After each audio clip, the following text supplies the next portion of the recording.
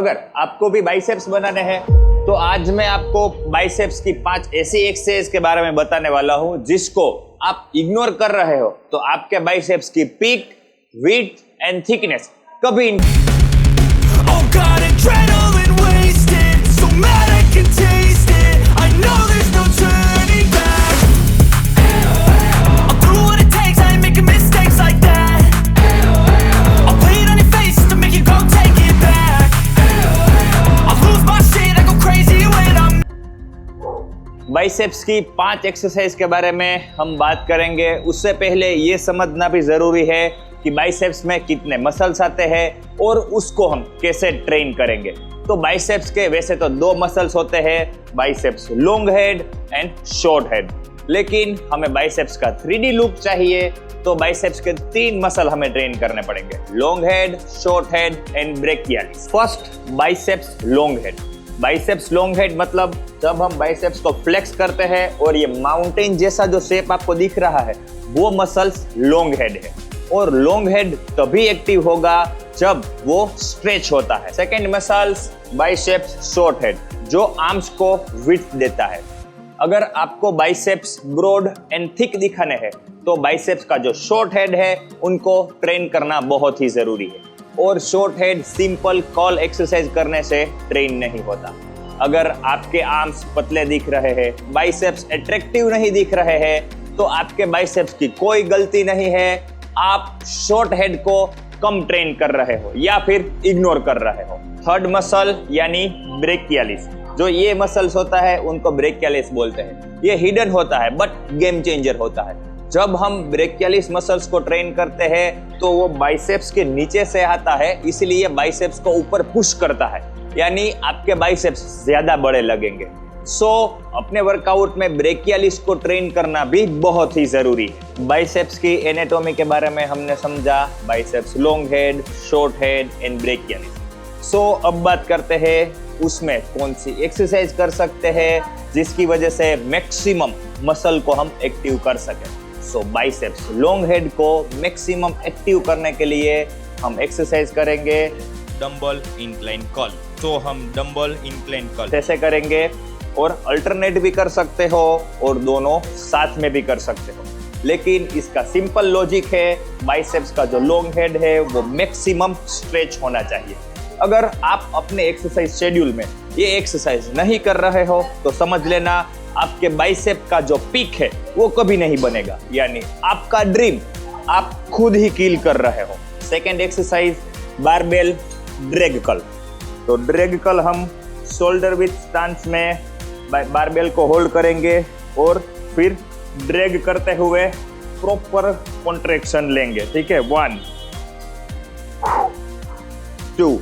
आप ये एक्सरसाइज करोगे तो आपको समझ में आ जाएगा कि रियल बाइसेप्स का जो कॉन्ट्रैक्शन है वो क्या होता है।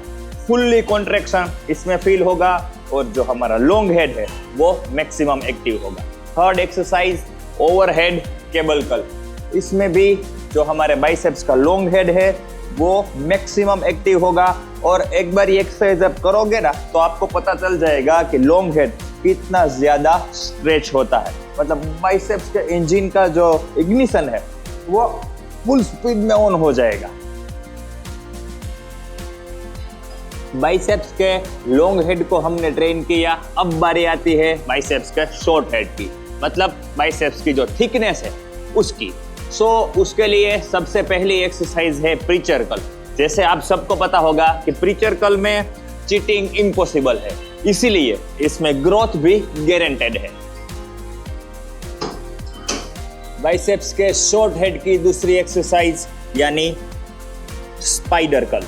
जो बंदा स्पाइडर कर्ल सही से करता है, प्रॉपर फोकस के साथ करता है, उनके आर्म्स कभी एवरेज नहीं होते।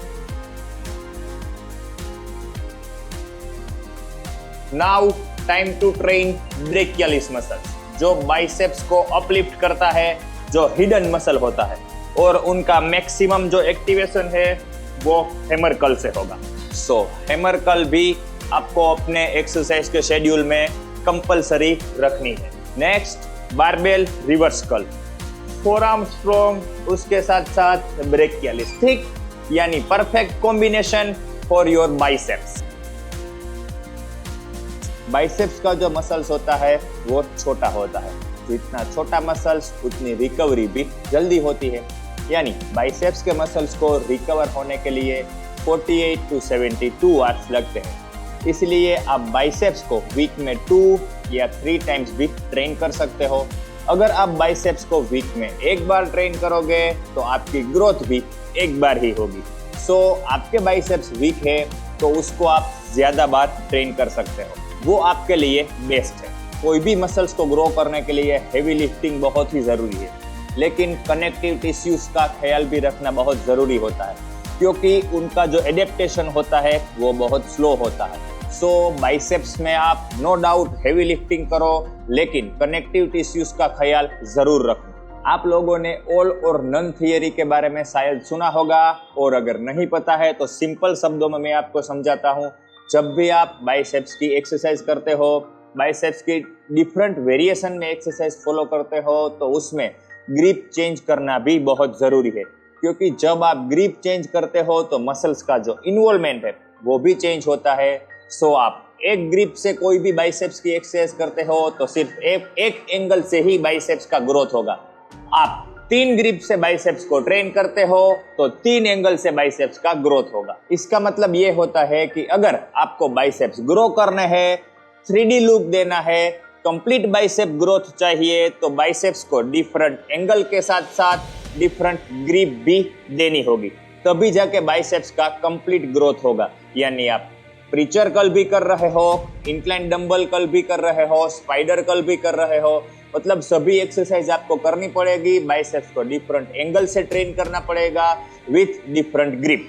तो दोस्तों सच बताना, आप भी बाइसेप्स बनाने के लिए बहुत हार्ड वर्क कर रहे हो, बाइसेप्स को वीक में 2 टाइम्स 3 टाइम्स भी ट्रेन कर रहे हो, लेकिन फिर भी जो आपको चाहिए वो ग्रोथ नहीं हो रहा, जो ये माउंटेन जैसा पीक है वो नहीं बन रहा, तो 5 एक्सरसाइज आप अपने शेड्यूल में जरूर ऐड कीजिए।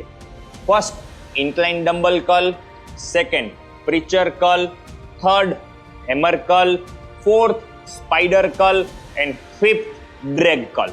तो दोस्तों सीरियसली आप ये 5 एक्सरसाइज को सिर्फ 2 महीने, यस सिर्फ और सिर्फ 2 महीने फॉलो कीजिए, और फिर अपने जो आर्म्स है उनको मिरर में देखिए। मैं 100% गारंटी देता हूं कि आप अपने आर्म्स को खुद पहचान नहीं पाओगे। जिम में बहुत लोग जाते हैं, हार्ड वर्क भी करते हैं, लेकिन फिजिक वही बिल्ड करता है जो स्मार्ट ट्रेनिंग करता है।